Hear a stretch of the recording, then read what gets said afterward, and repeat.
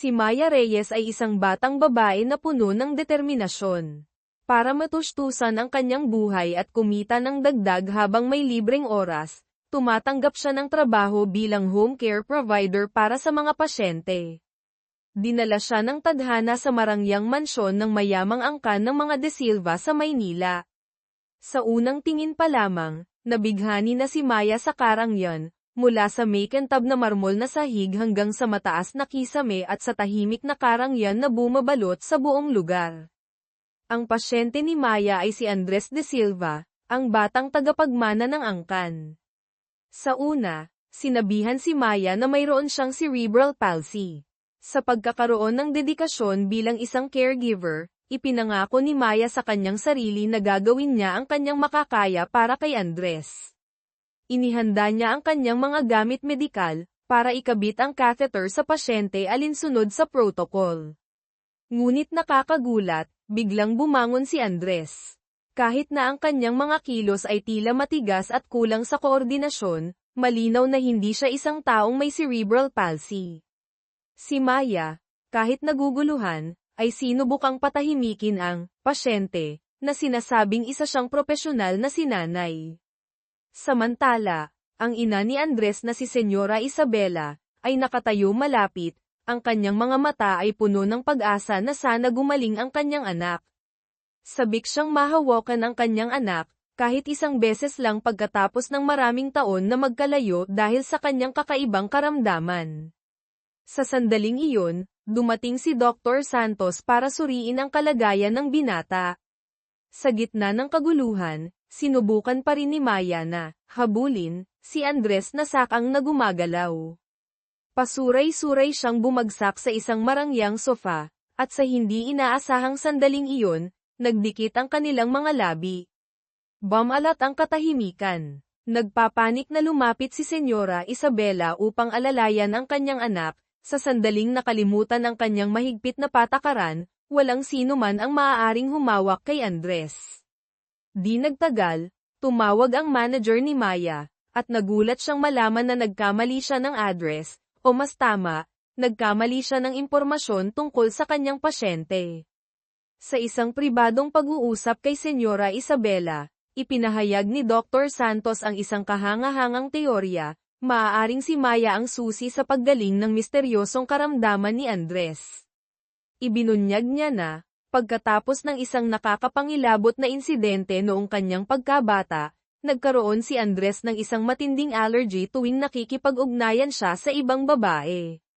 Gayunpaman, ang hindi sinasadyang halik kay Maya ay hindi nagdulot ng anumang negatibong reaksyon.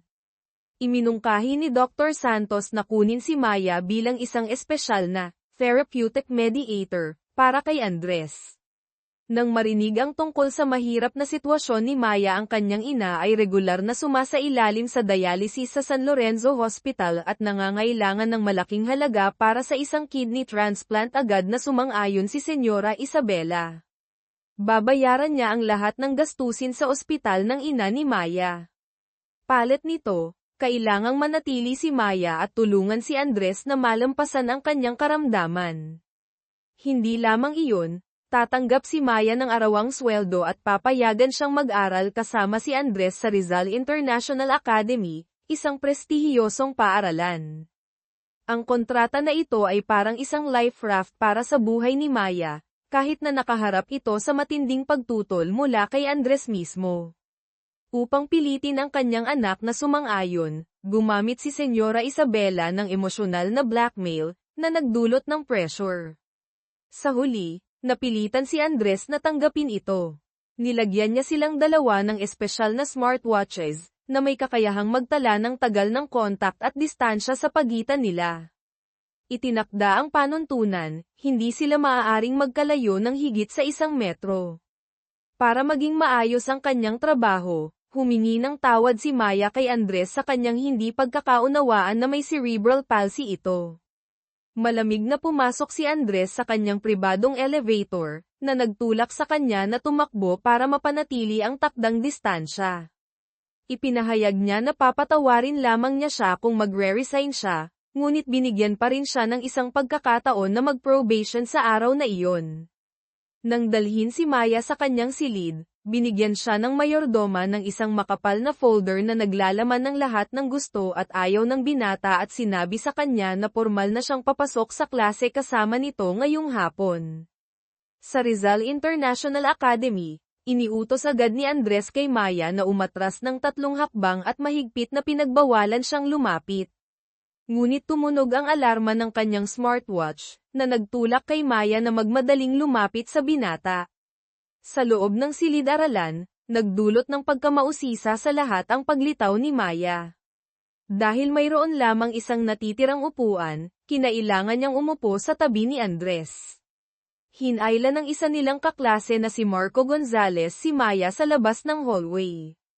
Natatandaan niyang nagtrabaho ito sa panaderya ng kanyang pamilya. Nang tanungin siya ni Marco, ibinahagi ni Maya ang tungkol sa sakit ng kanyang ina at ang dahilan kung bakit siya nagtatrabaho sa bahay ng mga De Silva para makapagbayad sa ospital.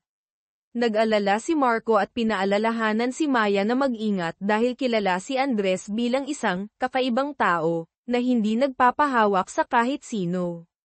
Umiling si Maya at sinabing tsismis lamang iyon, at kahit na medyo mahirap lapitan si Andres, naniniwala siyang isa siyang mabuting tao.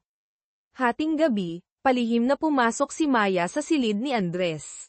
Tahimik siyang umupo sa tabi ng kanyang kama. Sinusubukang makaipon ng 8 oras na paglapit sa bawat isa ayon sa kontrata. Hindi niya alam na matagal nang gising si Andres, ang kanyang mga mata ay nakabukas ng husto sa dilim. Kinaumagahan, masayang ibinalita ni Maya kay Andres na nakapasa siya sa kanyang panahon ng pagsubok. Naisip ni Andres, na kung nasa maganda siyang kondisyon, maaari niyang ibigay sa kanya ang relo para mas madaling matapos ang kanyang gawain. Ngunit nang marinig si Maya na masiglang nagsasalita mula sa bahay papunta sa paaralan, nagbago ang kanyang isip at hinamon siya, pasayahin mo ako, saka ko ibibigay ang relo. Sa loob ng klase, natakot na baka maging sagabal ang kanyang presensya, nagpa siya si Maya na lumabas. Para mas maintindihan si Andres, nagdesisyon siyang basahin ang lahat ng impormasyon tungkol sa kanyang mga gusto. Sa sandaling iyon, lumapit si Bianca Reyes, isang maganda ngunit mayabang na kaklase at binabalaan si Maya na lumayo kay Andres. Sa akin siya, mariing sinabi ni Bianca. Pagbalik sa klase, nagtatakang tanong ni Maya kay Andres, girlfriend mo ba si Bianca? Agad na lumungkot ang mukha ni Andres. Kinuha niya ang relo, tulad ng isang pain kay Maya. Gamitin mo ang tiramisu para makuha ang trabaho ngayong araw, dagdag niya. Hinihintay si Bianca sa labas ng hallway, malamig siyang binalaan ni Andres na huwag nang gumawa pa ng gulo kay Maya. Malinaw niyang sinabi na dati ay hindi siya nakikialam sa kanyang mga kaklase, ngunit mula ngayon, hindi niya gustong may sino man ang magkamali na isiping girlfriend niya si Bianca. Sa bakuran ng paaralan, hindi sinasadyang narinig ni Andres ang pag-uusap sa pagitan ni Maya at Marco. Ipinagtapat ni Maya na sinusubukan lamang niyang magtiis kay senyor ito para makakuha ng pera para sa pagpapagamot ng kanyang ina.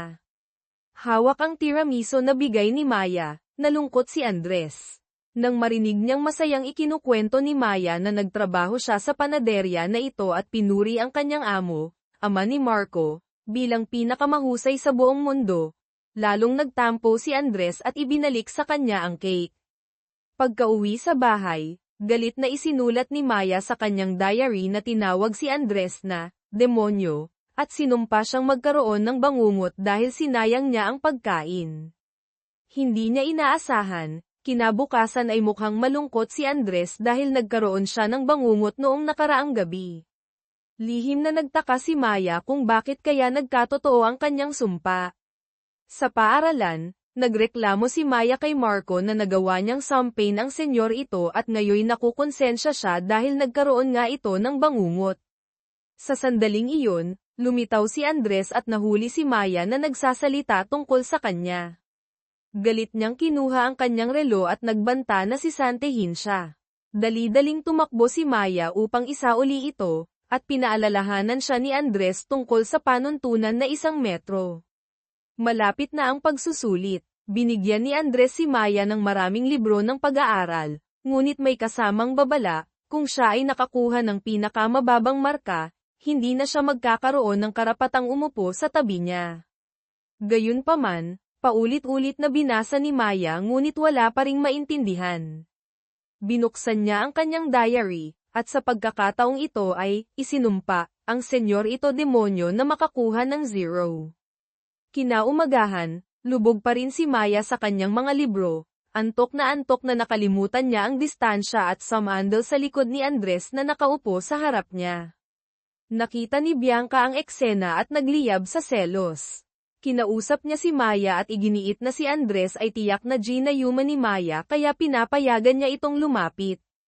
Nang hindi sinasadyang nasambit ni Maya ang sumpa niya kay Andres, tinutukoy ang allergy nito. Galit na kinulong ni Bianca si Maya sa silid ng piano. Sa sandaling iyon, hinayla ng mga kaklase si Bianca sa silid ng pagsusulit.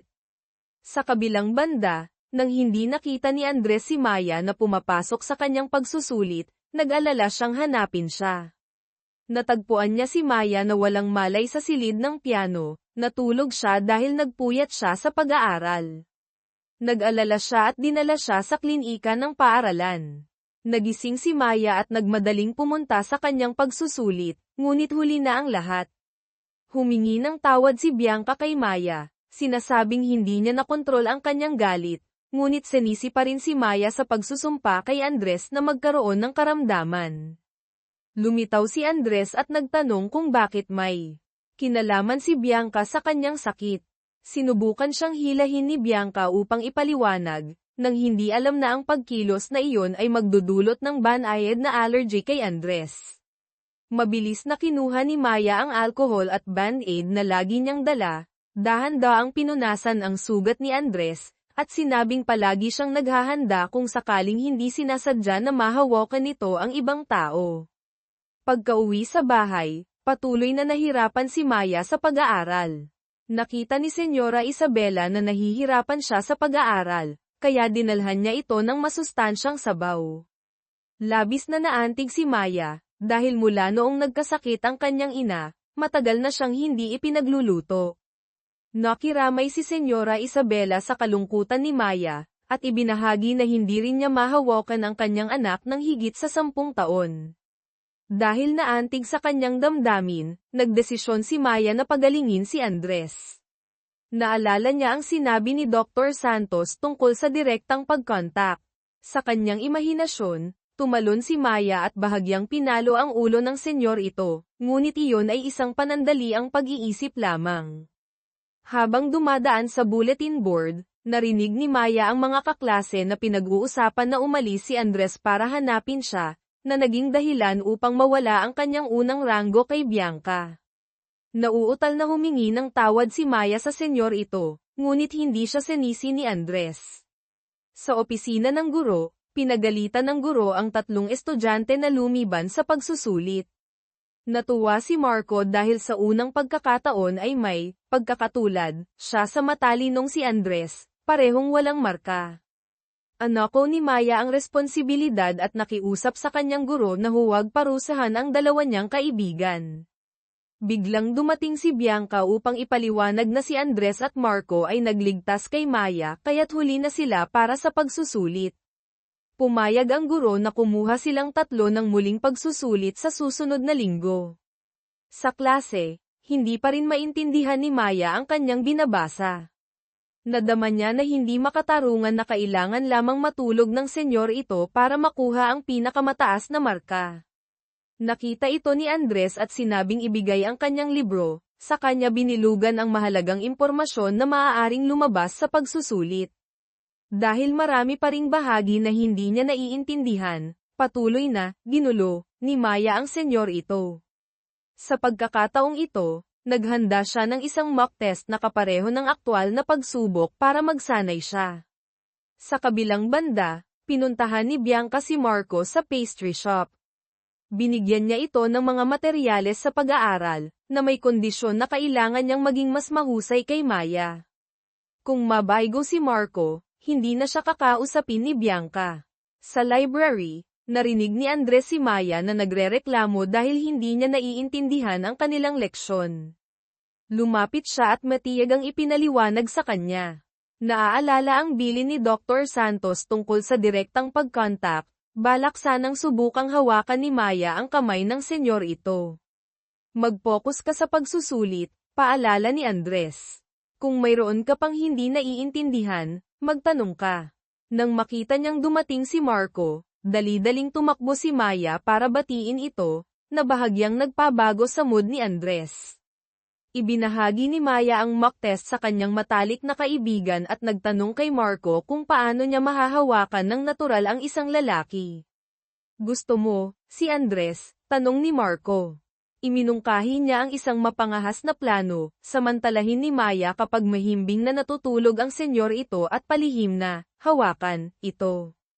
Paglabas, hindi nakita ni Maya si Andres. Nag-alala siyang tumakbo papunta sa rooftop para hanapin ito. Ngunit nagpakita si Andres ng isang malamig at malayo na ugali, na mas lalong nagpagulo sa kanya, dahil hindi niya maintindihan ang iniisip ng mga lalaki. Habang kumakain kasama si Marco, patuloy na nagrereklamo si Maya na hindi pa rin niya malapitan ang senyor ito. Nagkaroon si Marco ng bagong ideya, magtago si Maya ng ilang maliliit na papel sa kanyang palad, saka magpanggap na nakakita ng papel sa buhok ni Andres at iabot ang kanyang kamay para kunin ito. Upang magsanay, nagpanggap si Marco bilang Maya at ipinraktis niya ang pagkuha ng papel sa buhok nito. Hindi sinasadya, napadaan si Andres at nakita ang malapit na eksena, kaya't galit siyang umalis.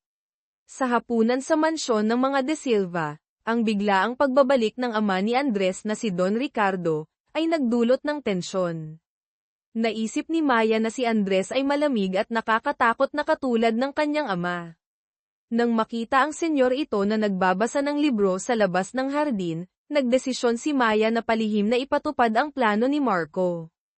Gayunpaman, bago pa man siya kumilos ay nahuli na siya ni Andres.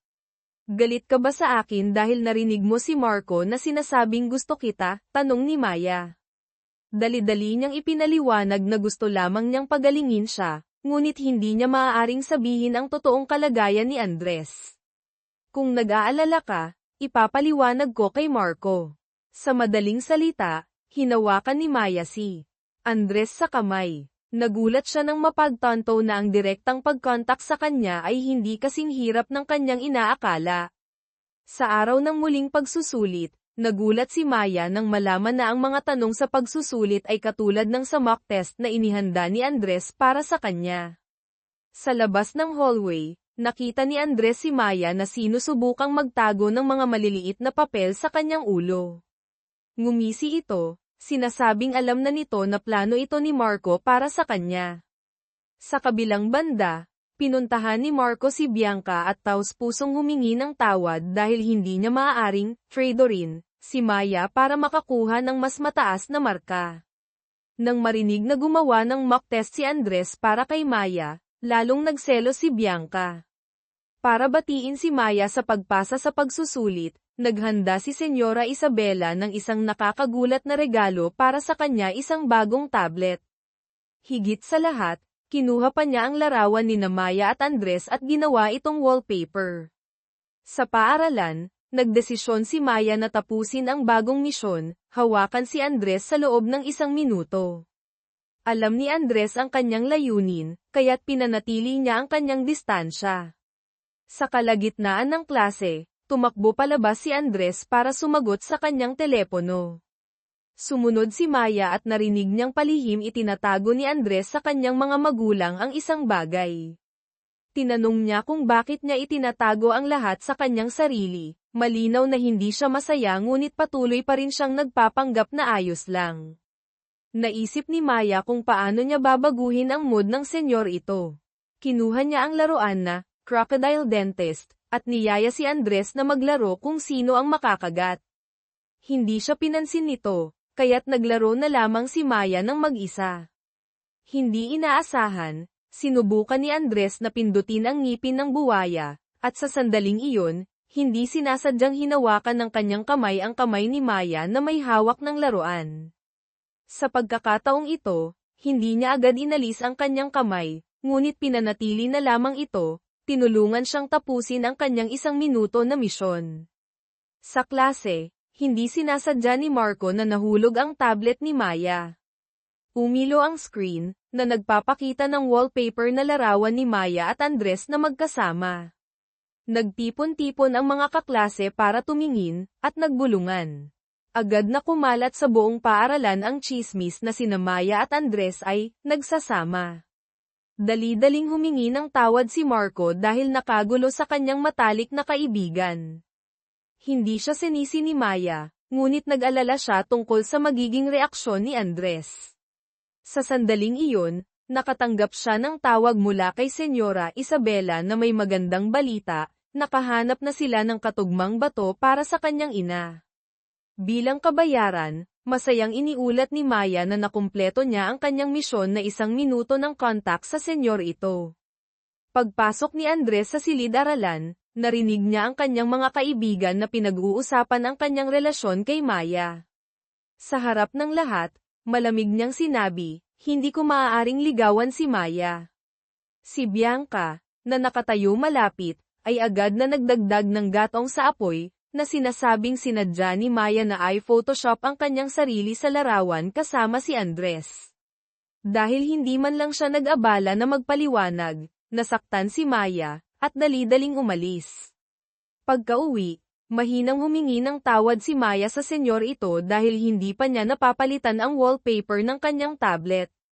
Malamig na paalala ni Andres, isa ka lamang empleyado ng aking pamilya, at hindi ka karapat-dapat na magdulot ng dagdag na abala sa akin. Sa paaralan, nang makita niya si Maya, nag-alala si Marco sa kanyang matalik na kaibigan. Ngunit tila nag-aalala lamang si Maya sa kung ano ang nararamdaman ni Andres. Napabuntong hininga si Marco at nakiramay, sinasabing sa tuwing may nangyayari, palagi niyang naiisip si Bianca. Inamin niyang matagal na siyang may gusto kay Bianca. Nakita ni Bianca si Maya na malungkot na nakaupo mag-isa, kaya lumapit siya at nagdeklara na sasamantalahin niya ang pagkakataong ito upang ligawan si Andres. Dali-daling tumakbo si Maya para pigilan siya. Sa kasamaang palad, natapon ni Bianca ang isang tasang mainit na tsaa, at tumalsik ang tsaa sa kamay ni Maya, na nagdulot ng pagkasunog.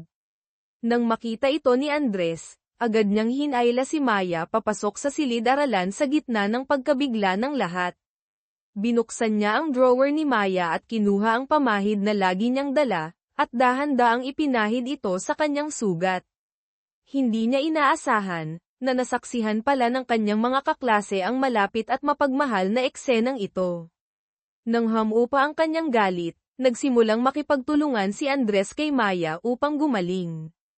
Sa pagtatapos ng 1 minuto ng kinakailangang kontak, bigla niyang binitiwan ang kanyang kamay, ngunit ang aksyon na iyon ay hindi sinasadyang nagtulak kay Maya na mahulog sa kanyang mga bisig. Hindi sinasadyang nakita ito ni Senyora Isabela, at nakaramdam siya ng labis na kasiyahan. Agad niyang iminungkahi na dagdagan ang oras ng kontak sa 10 minuto. Habang dumadaan sa bulletin board para sa pagpili ng mga kasapi para sa drama club ng paaralan, nagkaroon ng ideya si Maya. Ito ay isang magandang pagkakataon upang madagdagan ang oras ng pakikipag-ugnayan kay Andres ng natural. Gusto niyang makipagkumpitensya para sa papel ng pangunahing babaeng karakter, ngunit nagpakita si Andres na walang interes sa papel ng pangunahing lalaking karakter. Gayunpaman, palihim siyang nakikinig tungkol sa magiging papel ni Maya. Ipinahayag ni Marco na sina Bianca at siya ang napili na maging pangunahing karakter, habang si Maya ay itinalaga lamang upang maghanda ng mga props. Sa silid ng props, umupo si Maya at nagreklamo tungkol sa kanyang kapalaran na hindi maging pangunahing karakter, at kusang gumuhit sa backdrop.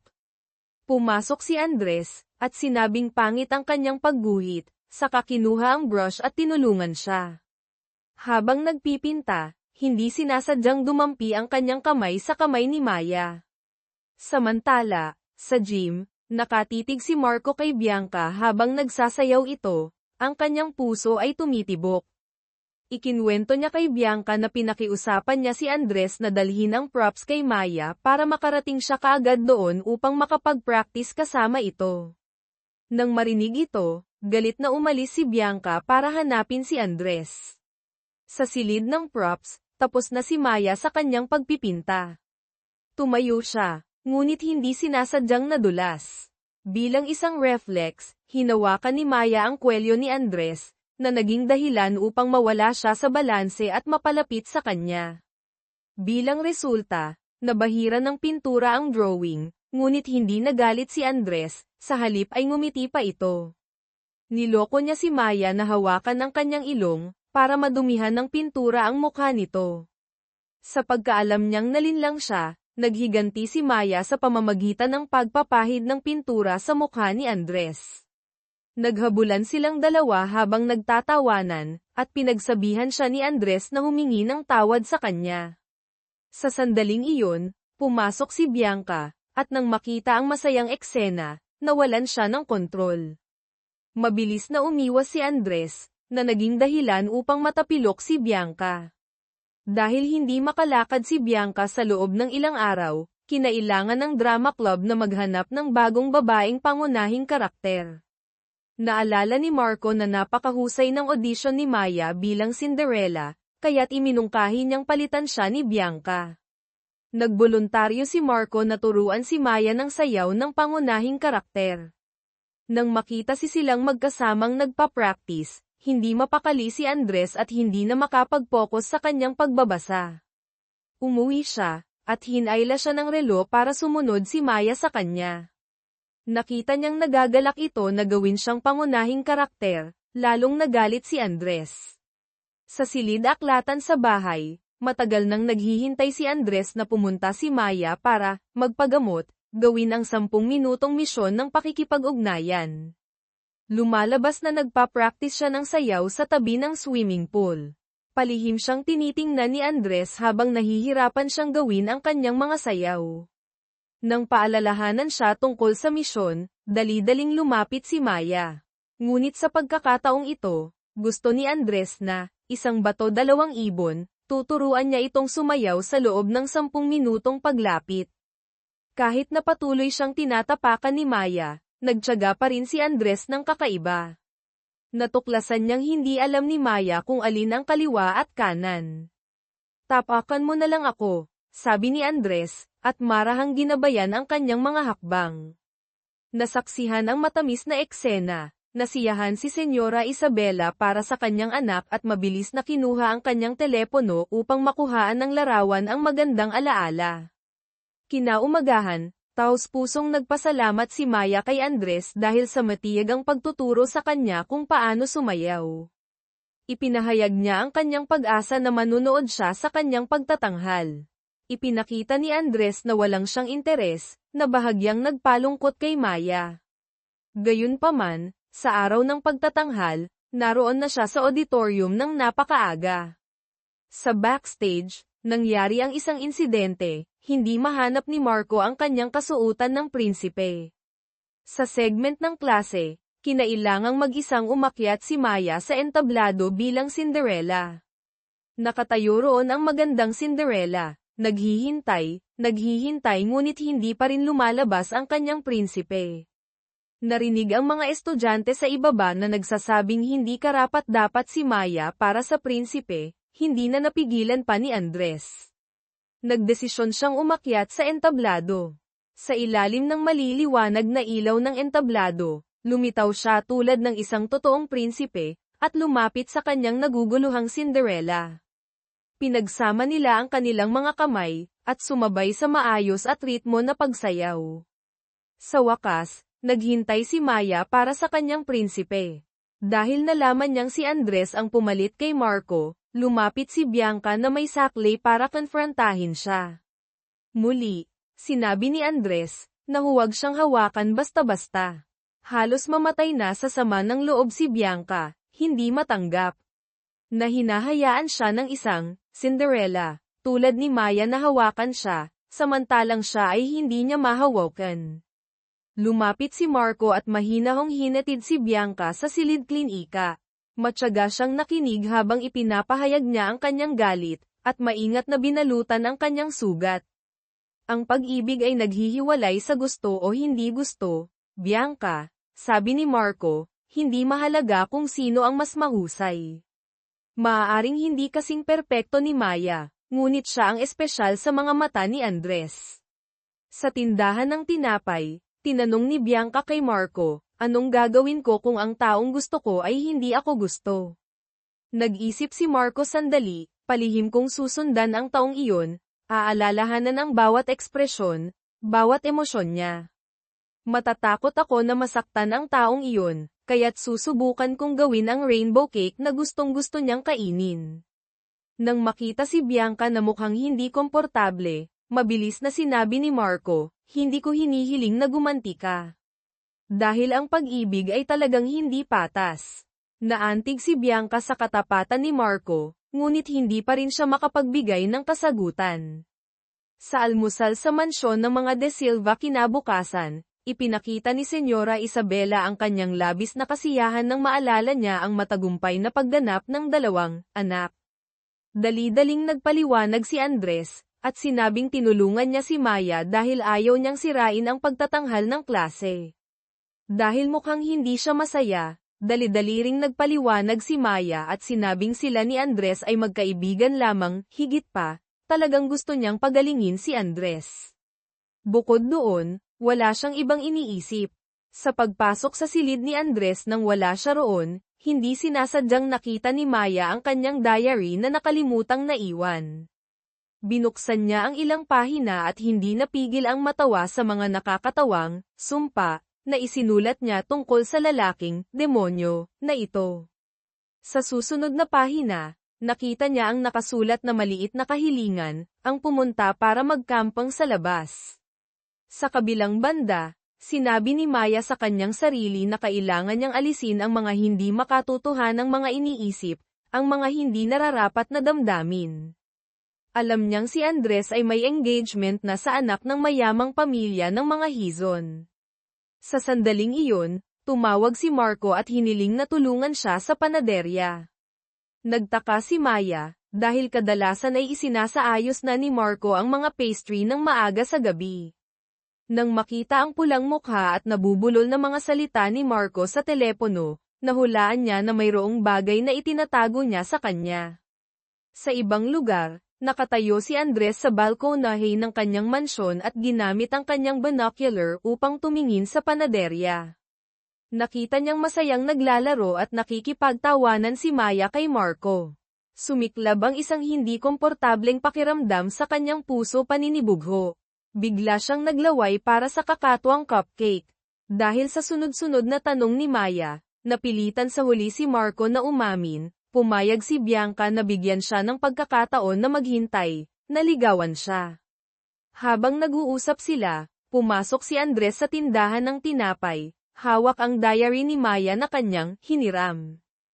Iniabot niya ang kwaderno, gawan mo ako ng masarap na cupcake, kapalit ng diary na ito. Sa marangyang sasakyan na bumabagtas sa mga lansangan ng Maynila, nag-uulat si Mayor Domo kay Senyora Isabela. Napangiti siya, alam na ang kanyang anak ay nahulog na talaga kay Maya. Ang paraan kung paano sinasadya ni Andres na asarin, at kunin ang atensyon niya ay ang malungkot na ekspresyon ng isang binata kapag gusto niya ang isang babae. Ginawa ni Maya ang masarap na cupcake ngunit hindi niya nakita si Andres. Hindi inaasahan, lumitaw siya mula sa likuran, bahagyang hinayla ang kanyang kamay, na naging dahilan upang mawalan ng balanse si Maya at hindi sinasadyang damaykit sa kanyang matigas na dibdib. Napakalapit nila sa isa't isa kaya naririnig niya ang malakas at masiglang tibok ng puso ng kanyang demonyo. Paumanhin sa pagbabasa ng palihim ng iyong diary, mahinang sabi ni Andres, na medyo nahihiya. Bilang kabayaran, dadalhin kita sa isang camping. Gumawa ng dahilan si Andres na biglaang nagkasakit si Mayor Domo para makapaglaro silang dalawa ni Maya. Nang makita ang mahinang babae na nahihirapan sa kanyang seatbelt, bumantong hininga siya at dahan-daang lumapit, inayos ang seatbelt. Ang hindi inaasahang malapit na sandali ay nagpula sa pisngi ni Maya. Habang nasa daan, biglang nakaramdam ng matinding sakit si Maya sa kanyang tiyan. Hinala niya na ito ay dahil kumain siya ng napakaraming cake sa tindahan ni Marco kanina. Nag-alala si Andres, at hindi na maipagpatuloy ang kanilang paglalakbay, kaya kinailangan niyang dalhin siya sa isang kalapit na Hotel Palmcrest Hotel para makapagpahinga. Pagdating sa kwarto, ibinalita ni Andres, ang sabi ng hotel, ito na lang ang natitirang kwarto. Hindi na nag-isip si Maya ng malalim, at mapagpakumbabang humingi ng dagdag na kumot at unan, balak na matulog sa sopa sa loob ng silid.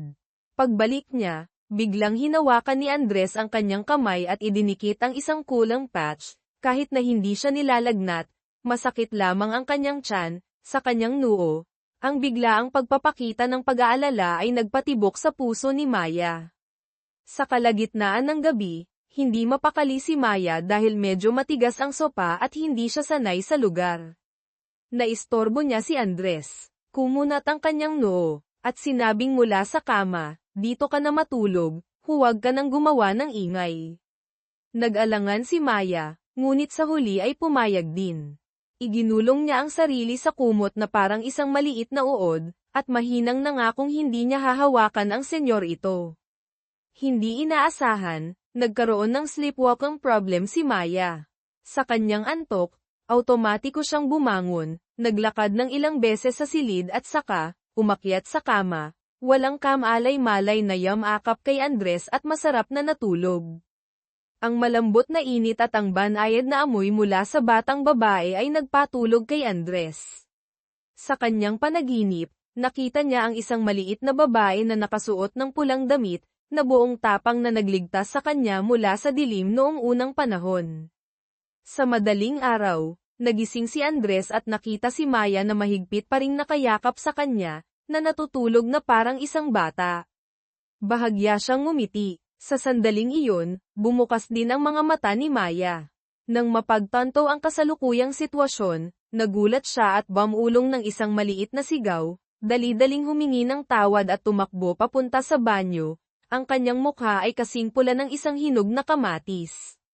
Sa kabilang banda, sa mansyon ng mga De Silva, nakatanggap si Senyora Isabela ng ulat mula sa kanyang mga tauhan, na nagpapatunay na palaging palihim na nagpapahanap si Andres tungkol sa isang misteryosong batang babae sa loob ng maraming taon. Naalala ni Mayor Domo na sinabi ng kanyang senyor ito na mayroong isang taong sumagip sa kanya mula sa nakakatakot na kidnapping. Ngunit nang matagpuan ng kanyang pamilya si Andres, nag-iisa na lamang siya. Kahit na si Dr. Santos ay nagsabing na maaaring ang batang babae ay isang guni-guni na ginawa ni Andres sa kanyang desperasyon at matinding takot. Sa wakas, nakarating sila sa planong Dalampasigan Seaside Beach Resort. Masayang tumulong si Maya kay Andres sa pagtatayo ng kanilang tent. Habang nagpupumilit, nagkadikit ang kanilang mga kamay. Dali-daling binawi ni Maya ang kanyang kamay, at pulang-pula ang mukha, nahihiyang tumakbo pabalik sa kanyang tent. Sa pagbukas sa kanyang bagahe, napagtanto ni Maya na nakalimutan niyang dalhin ang kanyang kutsan sa bahay. Napilitan siyang umamin sa senyor ito. Pagkatapos ng ilang pag-iisip, nakaisip siya ng isang ideya, gumuhit gamit ang chalk ng isang pulang linya na naghahati sa espasyo sa loob ng tent. Ito ang hangganan, mariin niyang sinabi, nangangako akong hindi ko kailanman hahawakan o tatawid ang linya na ito. Nagkibit balikat lamang si Andres, na walang ipinakitang emosyon. Naglalakad sa asul na dalampasigan, mabilis na nahuli ni Andres ang isang maliit na alimango na gumagapang.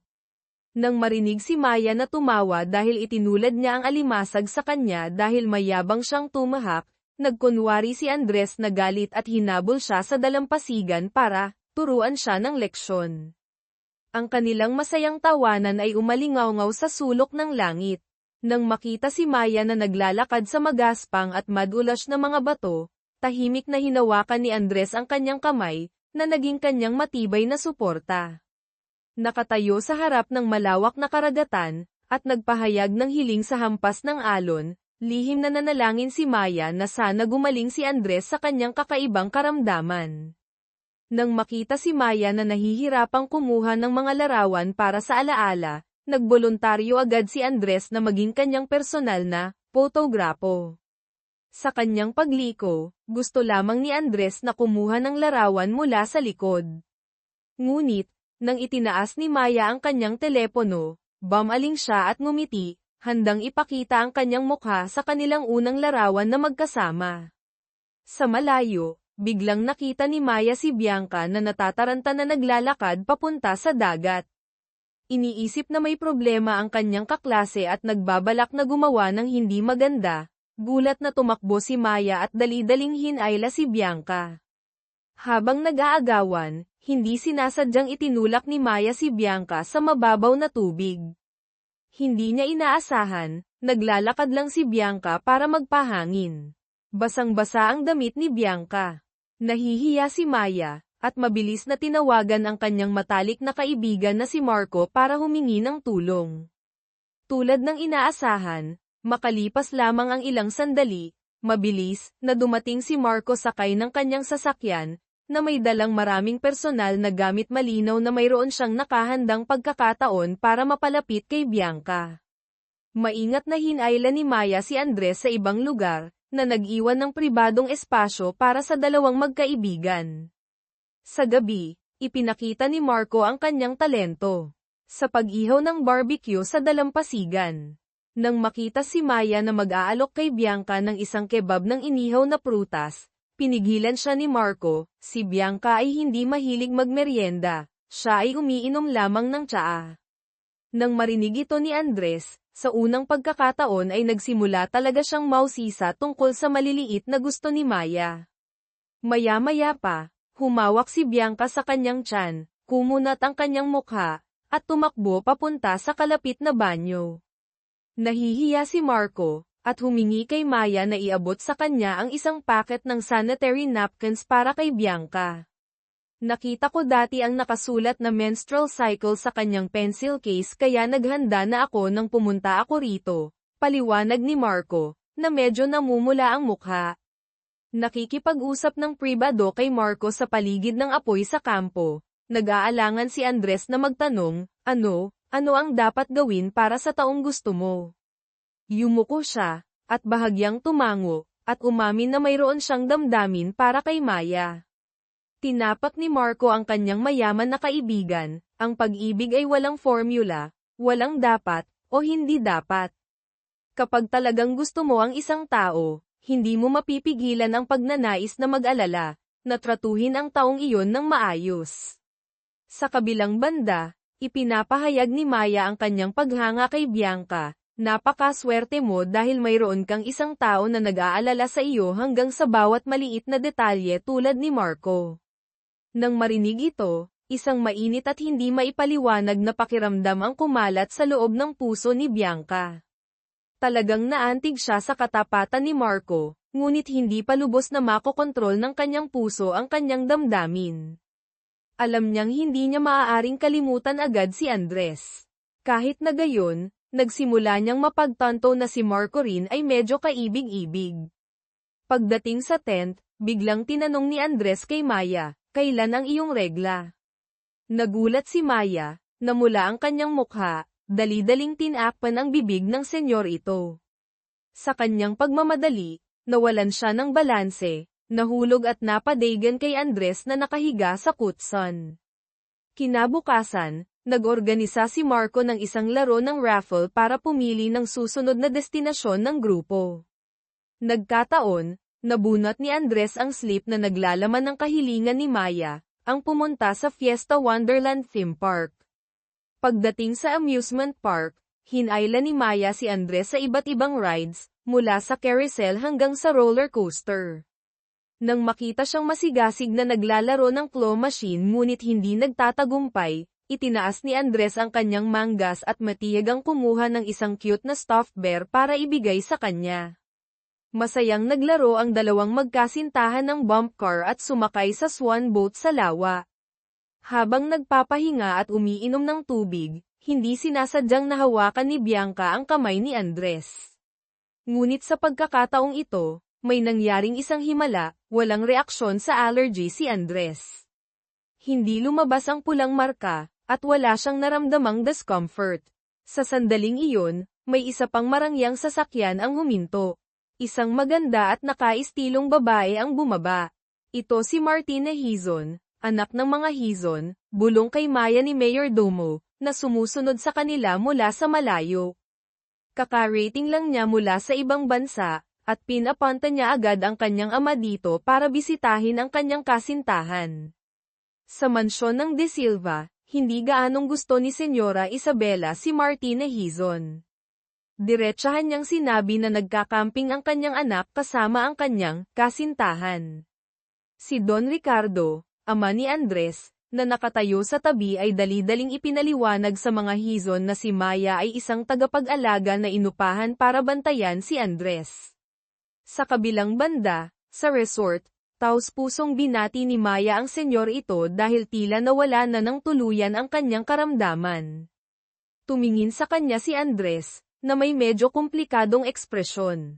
Ibinigay niya ang kanyang anunsyo, aalis ako sa loob ng ilang panahon, para maghanap ng isang tao na napakahalaga. Sa narinig iyon ni Maya, bahagyang kumirat ang kanyang puso. Hinala niya na tiyak na hahanapin niya ang kanyang fiancé na si Martina Hizon na nasa ibang bansa. Gaman na ang kanyang sakit.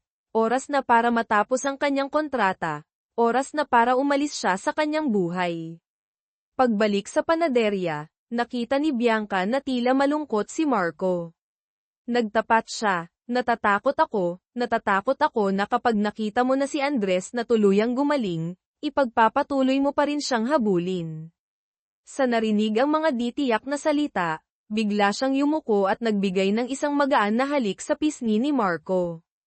Gago, sabi niya, na namumula, sa ngayon, ang taong gusto ko, ay ikaw. Pagbalik sa mansyon ng De Silva, nagpasya si Maya na magbigay kay Senyora Isabela ng isang makabuluhang regalo. Marahan niyang hinawakan ang kamay ni Senyora Isabela, at saka dahan-daang inilagay ito sa mukha ni Andres na nakatayo sa tabi niya. Nang inig si Senyora Isabela, puno ng luha ang kanyang mga mata. Pagkatapos ng 14 na taon, sa wakas ay maaari na niyang mahawakan, yakapin ang kanyang minamahal na anak nang hindi natatakot. Nang makita si Maya na dumadaan sa sala, sinadya ni Andres na makipag-usap kay Mayor Domo sa malakas na boses para marinig niya, malapit na ang kaarawan ko, di ba? Hindi kailangan ng mga espesyal na regalo, Mayor Domo.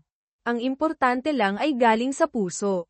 Naiintindihan ni Mayor Domo ang kanyang ibig sabihin, at nakangiting sumagot, Senyor ito, si Maya ang tagapagligtas ng pamilya De Silva. Maaari mong legal na imbitahan siya. Habang si Maya ay nahihirapan sa pag-iisip kung anong regalo ang ibibigay kay Andres sa kanyang kaarawan, palihim naman siyang naghahanap sa internet tungkol sa mga pinakamahuhusay na paraan para magtapat ng pag-ibig ng isang CEO. Dahil hindi pa rin sapat ang kanyang tiwala sa sarili, nagpasya siyang tanungin ang kanyang guro ng pag-ibig na si Marco. Sa labas, nakasalubong ni Andres si Martina Hizon sa gate ng kanyang mansyon, ngunit dahil wala siya sa kanyang sarili kaya hindi niya nakilala kung sino ito, nilagpasan lamang niya ito. Nang puntahan si Marco, ibinunyag ni Andres ang kanyang malaking plano, magtatapat siya kay Maya sa kanyang birthday party na malapit ng maganap at hihingi siya ng tulong kay Marco. Sa panaderya, gumagawa si Maya ng espesyal na regalo para kay Andres. Dumalaw si Bianca, nang marinig na gusto ni Andres ang kulay pula, masigasig siyang pinayuhan si Maya na magsuot ng magandang pulang damit sa party sa kaarawan. Sa bahay, nahihirapan si Maya sa pag-iisip kung saan makakahanap ng pulang damit nang ngumiti si Senyora Isabela at nagdala ng isang napakagandang pulang gown, na sinasabing regalo ito sa kanya. Nagulat si Maya, ngunit hindi niya alam na hindi ito isang aksidente. Ngunit bahagi ng plano ni Andres at sa tulong ng kanyang ina. Sa araw ng engranding birthday party sa mansyon ng De Silva, si Maya na nakasuot ng nakamamanghang pulang damit ay tumutulong kay Mayor Domo na ayusin ang ilang detalye ng dekorasyon. Mula sa malayo, Nakatayo si Andres sa isang madilim na sulok, tahimik siyang pinapanood, na tumitibok ng malakas ang kanyang puso. Malapit nang magsimula ang party. Medyo kinakabahan si Andres. Tinapak siya ni Marco sa balikat, at binigyan siya ng palumpon ng pulang rosas na inihanda. Magtiwala ka, ang lahat ay naaayon sa plano, paniniguro ni Marco. Umakyat si Andres sa pansamantalang entablado. Taos-puso siyang nagpasalamat sa lahat ng dumalo sa kanyang ika-20 kaarawan. Huminga siya ng malalim, at sinabing, sa espesyal na okasyong ito, nais kong ipahayag ang isang napakahalagang bagay. Ngunit, sa sandaling iyon, sa ilalim ng entablado, tumingin si Bianca at Marco, hindi nila nakita si Maya. Hindi inaasahan, mabilis na umakyat sa entablado si Don Ricardo, at kinuha ang mikropono mula sa kanyang anak. Bamantong hininga siya, at saka ibinalita sa lahat ng mga panauhin, ipakikilala ko sa inyo, ito si Martina Hizon, ang anak ng mga Hizon, at ang fiancé ng aking anak na si Andres de Silva. Lumabas, bago pa magsimula ang partido, nagkaroon ng pribadong pag-uusap si Don Ricardo kay Maya. Taos-puso niyang ipinahayag ang kanyang pananaw at inihayag na ipapahayag niya ang pagpapakasal ni Andres sa gabing iyon. Naiintindihan ni Maya ang gusto ng presidente. Iginiit niya na pumunta siya sa bahay ng De Silva para pagalingin si Andres alinsunod sa kontrata. Sa ngayon ay gumaling na siya, tapos na ang kanyang misyon, at ayaw niyang magkamali si MS Hizon tungkol sa relasyon niya kay Andres. Mahina hong sinabi ni Don Ricardo, na nauunawaan niya na lumaki si Andres na nakakulong, at hindi nakikipag-ugnayan sa mga estranghero, kaya't ang paglitaw ni Maya ay parang isang bagong simoy ng hangin. Gayunpaman, ang pansamantalang pagkamausisa o pagkahumaling ay lilipas din. Kailangan ni Andres ang isang taong pareho ang estado at magiging kinabukasan bilang si Martina. Si Martina, na walang ideya tungkol sa plano ni Andres na magtapat kay Maya, naisip na ang palumpon ng pulang rosas na nasa kanyang kamay ay inihanda para sa kanya, kaya't hindi siya nag-atubiling humakbang upang tanggapin ito. Natigilan si Andres, at saka sumabog sa galit. Inihagis niya ng malakas ang palumpon sa lupa. Tumalikod at umalis kaagad, iniwan si Martina na nahihiya, na nalilito sa harap ng daan-daang mata ng mga bisita.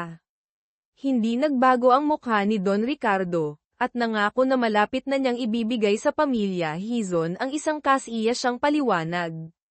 Samantala, sa kanyang silid, tahimik na iniwan ni Maya ang pulang damit at smartwatch sa kama. Kinuha niya ang kanyang malita at iniwan ang mansyon ng De Silva. Umalis sa lugar na hindi naman talaga kanya. Dali-daling tumakbo si Andres pabalik sa silid para hanapin si Maya, ngunit wala na ang silid. Umungal siya sa galit, at agad na ipinahanap siya kung saan-saan. Dahil narinig ng kanyang anak na nag-uutos sa mga empleyado, lubos na nadismaya si Don Ricardo. Napakasakim mo, Andres. Iniisip mo lang ang nararamdaman mo, hindi mo man lang inisip ang nararamdaman ko, ng pamilya, panenermon niya. Maaaring sabihin sa akin ng lahat, maliban sa'yo. Sigaw pabalik ni Andres, na may namumulang mga mata. Hindi ba dahil natatakot kang maapektuhan ang stock ng kumpanya, kaya't itinago mo ang balita tungkol sa kidnapping? Sa sobrang pagkaantala na iyon, kinailangan kong makulong sa inabandunang pabrika sa loob ng ilang araw. Hanggang ngayon, patuloy mo pa ring pipilitin ang pakikipag-alyansa ko sa pamilya ng mga Hizon para sa karera at kapakinabangan ng pamilya. Dali-daling tumakbo si Senyora Isabela para pigilan ang mag-ama na nag-aaway. Tama na, sabi niya, at saka binalingan si Andres, ang ina ni Maya, si Aling Nena, ay katatapos lang maoperahan, sigurado na babalik siya sa San Lorenzo Hospital para sa muling pagsusuri. Hintayin mo siya doon, baka makita mo si Maya. Sa pakikinig sa kanyang ina, agad na nagmaneho si Andres papunta sa ospital. Sa daan, ang mapanlinlang na tadhana ang nagtulak sa kanya para dumaan kay Maya na naglalakad sa bangkita ng hindi man lang nalalaman. Pagdating sa Rizal International Academy, Nakita niya si Marco at nakuha ang balita na binigyan ni Don Ricardo si Maya ng mga papeles upang umalis sa paaralan. Nang makita ang laruan na painting na naghihintay sa kanyang gising na mata sa mesa, hindi sinasadya na alala ni Andres ang mga masayang alaala, ang mga matamis na sandali kapag kasama niya siya. Sa sandaling iyon, nakatanggap si Marco ng isang tawag, at pagkatapos ay masayang iniulat kay Andres, "Natagpuan ko na. Narito ang address ni Maya." Sa lumang application niya sa panaderya. Kahit na hating gabi na, hindi nag-atubili si Andres. Mabilis na nagmaneho papunta sa address na ibinigay ni Marco, isang ordinaryong kapitbahayan sa labas ng Maynila. Labis na nagulat si Maya nang makita siya sa harap ng kanyang bahay. Sa pagkakataon, si Aling Nena, ina ni Maya, ay lumabas mula sa bahay. Agad na nagpanggap si Andres na nasira ang kanyang sasakyan sa daan, at humingi ng lugar upang manatili sa isang gabi.